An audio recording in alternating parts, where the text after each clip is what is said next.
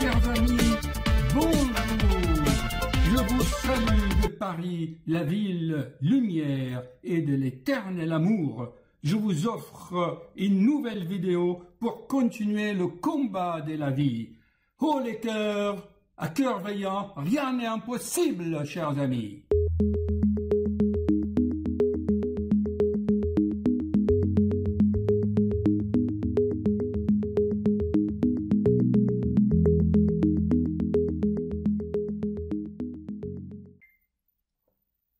Chers amis, bonsoir. Le destin, parfois, veut bien qu'on fasse les choses autrement. Je venais de faire une super vidéo en parlant, comme d'habitude, avec beaucoup d'émotion, sous l'effet de l'indignation et de la colère. Mais hélas, j'ai eu des problèmes techniques dans les montages et j'ai dû annuler. Je recommence là, il est tard, avec moins d'émotion. Et j'aimerais partager avec vous mes conclusions. À propos de 3 cas, il y en a qui font beaucoup de vidéos, on vous dit 10 choses, 10 concepts, c'est trop. L'être humain peut à peine assimiler 1, 2, maximum 3 idées. 3 cas de patients. J'espère que ça apportera de la lumière dans les cœurs de certains.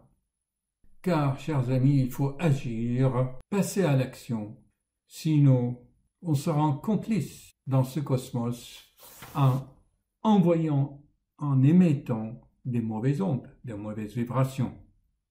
Le principe est simple, chers amis. La nature de l'être humain, de son esprit,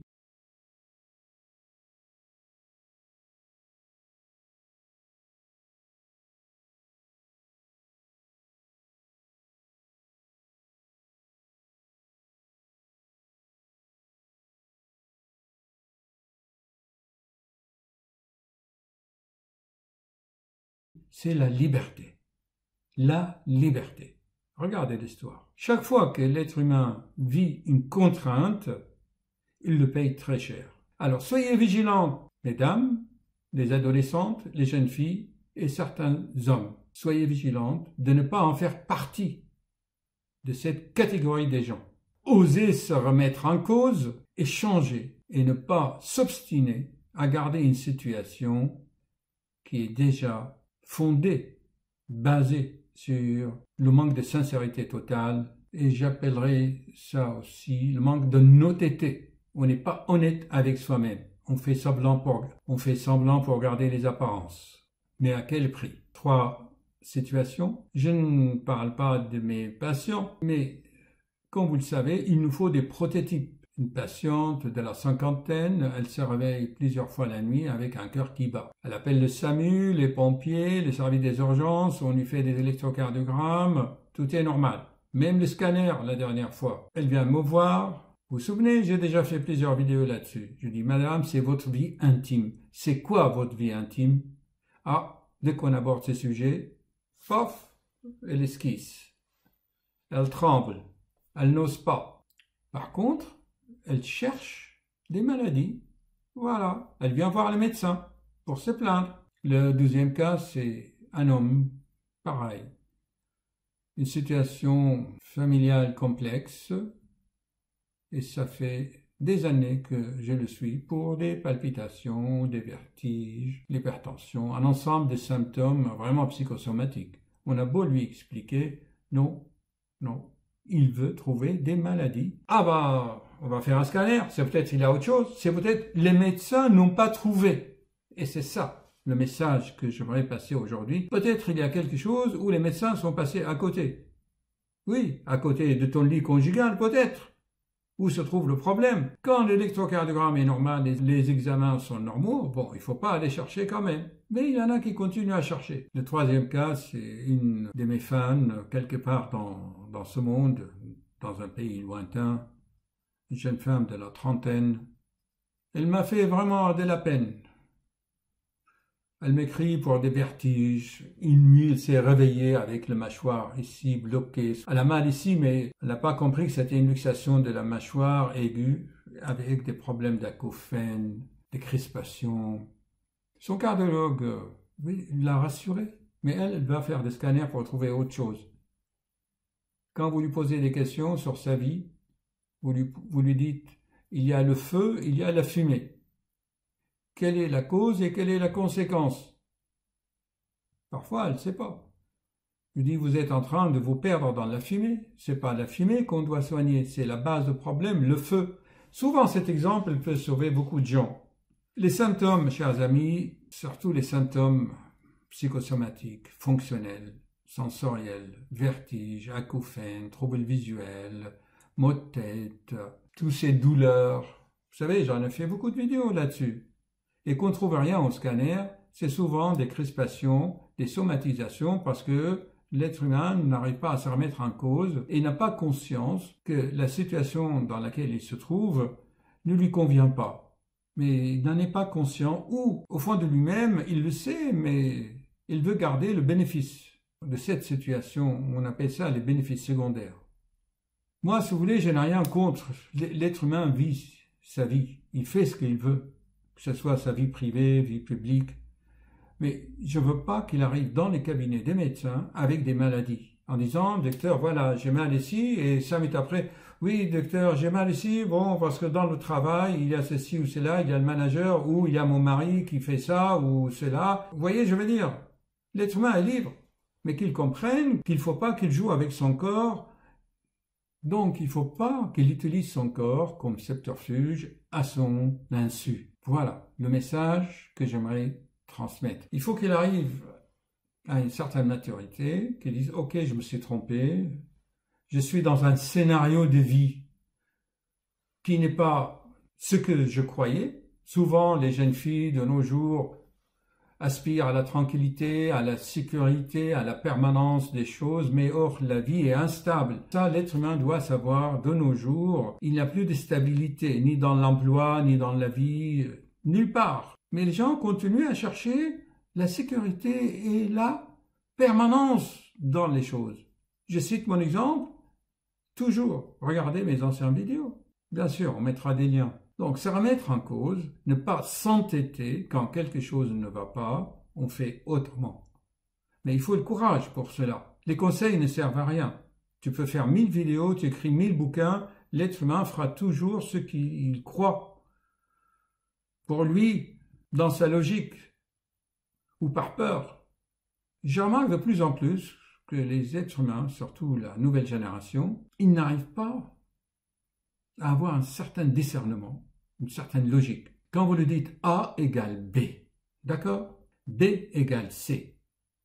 Donc, je vous laisse deviner.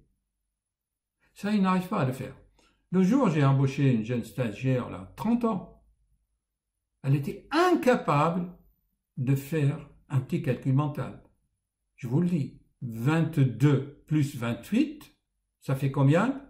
Incapable. 30 ans. Bac plus 2. Il ne veut plus se prendre à la tête. Ils veulent défier les parents. Ils vont se dire, ah mais nos parents n'ont pas su nous élever. Nous, on va créer des couples, on va faire des enfants, on va les élever mieux qu'eux, que ce qu'ils ont fait nos parents. C'est une sorte de défi qu'ils se lancent. Mais 2-3 ans après, ils constatent que c'est encore pire. Qu'à leur tour, ils ont échoué. Mais comme l'orgueil et la vanité, l'intellect, l'ego est là, elles refusent de connaître et ils vont créer des subterfuges. Le cas de cette jeune femme de 30 ans avec une petite fille de 11 mois, elle avait un travail, elle était bien, et puis du jour au lendemain, elle a, je ne sais pas ce qu'elle lui a appris, la culture, la civilisation, il faut faire comme les autres. Elle se marie, elle fait un enfant, elle se trouve à la maison seule à garder son enfant. Elle ne travaille plus, elle est là, elle s'ennuie, mais elle ne peut pas faire de lien, elle n'est pas consciente qu'elle est en train de se détruire. Donc elle se crée des symptômes, hypertension, vertige, acouphènes, palpitations, mal ici, mal par là, douleur, insomnie. Quand vous lui dites qu'elle est déprimée, qu'en fait c'est sa vie qui est en cause, elle dit « Ah non, mon médecin va chercher, c'est peut-être les glandes surrénales ou la glande thyroïde. » J'ai tellement fait des vidéos là-dessus. Je crois que la patiente encore et encore des cas me font répéter. Donc le message à transmettre pour certaines personnes qui n'osent pas. Tu sais, il y a des femmes qui larguent leur mec ou les mecs qui larguent copines sans problème. Ou des femmes qui trompent leur mari ou des maris qui trompent leur femme ou changent. Mais il y a une certaine catégorie que nous, on le trouve dans nos cabinets.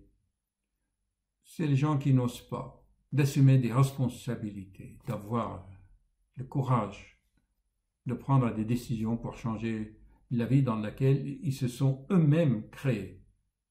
Voilà le message à passer. Donc ils se réfugient inconsciemment dans la maladie, dans les symptômes.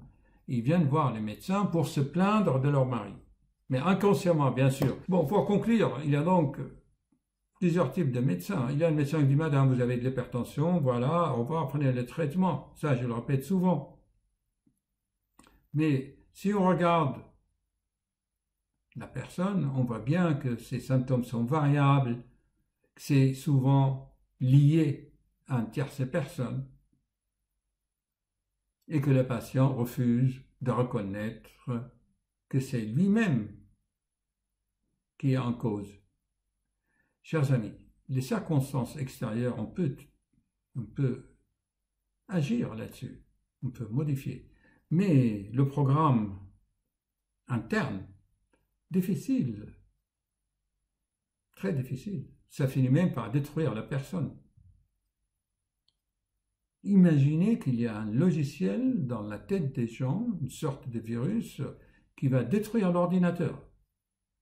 Il va hacker d'abord votre énergie, vous êtes déprimé, malade, et ensuite, pouf, plus de machine. Mais tout cela, les gens sont inconscients. Il y a une poésie là que j'aimerais vous dire, le jour où j'ai compris, le jour, voilà un petit passage, le jour où j'ai compris, où mon esprit s'est réveillé, j'ai cessé de chercher à toujours avoir raison et je me suis rendu compte de toutes les fois où je me suis trompé. Aujourd'hui, j'ai découvert l'humilité. Chers amis, l'ego, qui est produit de l'intellect hypertrophié, lui-même produit du cerveau, le serpent, vous vous souvenez, ne reconnaît jamais qu'il s'est trompé. Il n'est pas humble, fier. Alors, il ne se remet pas en cause, donc il va utiliser son corps. Ah non, non, c'est pas moi. J'ai de l'hypertension, vous voyez bien, docteur, j'ai mes chiffres qui montent. Et il se défend avec arrogance. Et tout cela inconsciemment.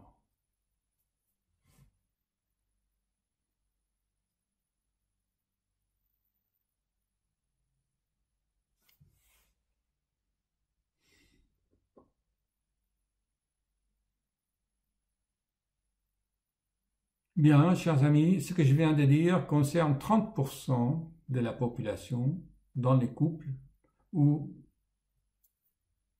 une jeune femme ou une adolescente sur 3. Alors, soyez vigilante de ne pas en faire partie.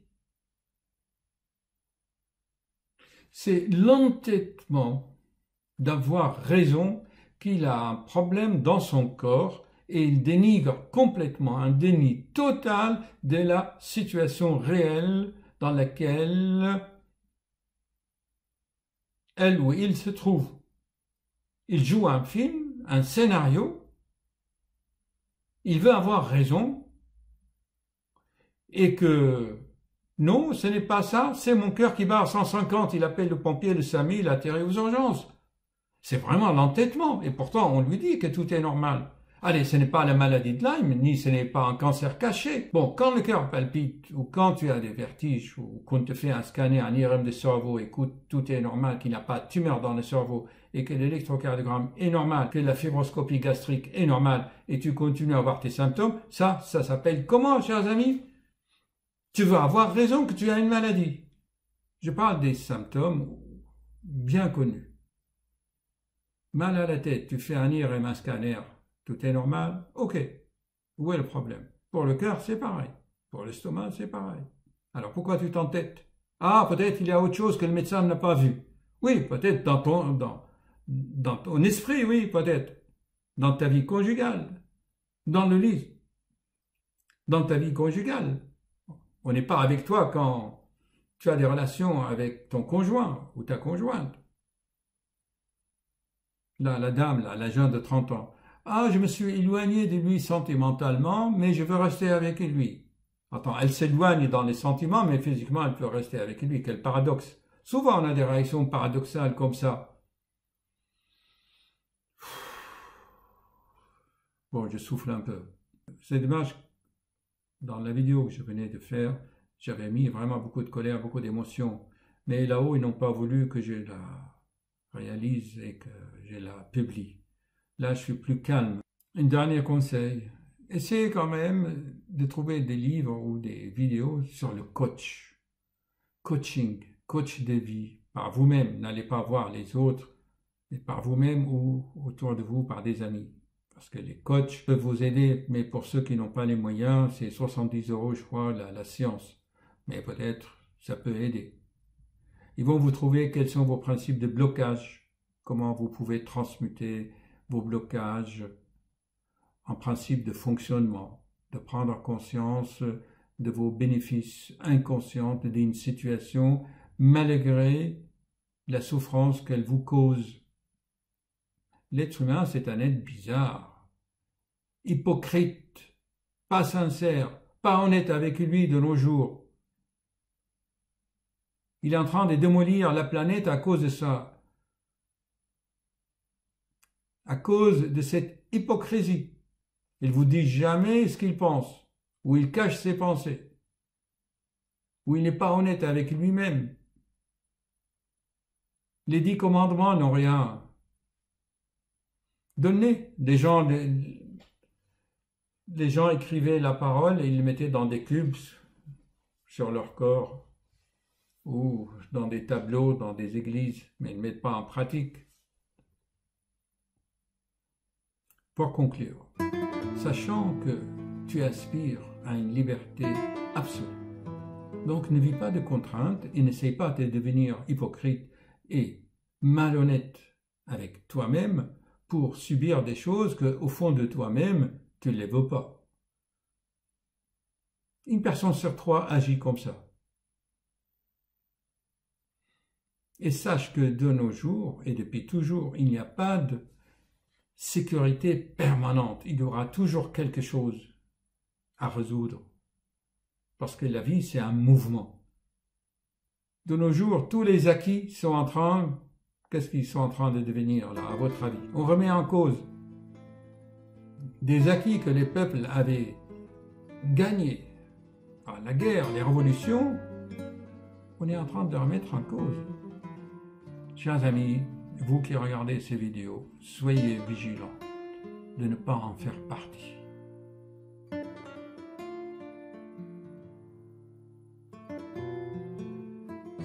Car à cœur veillant, rien n'est impossible.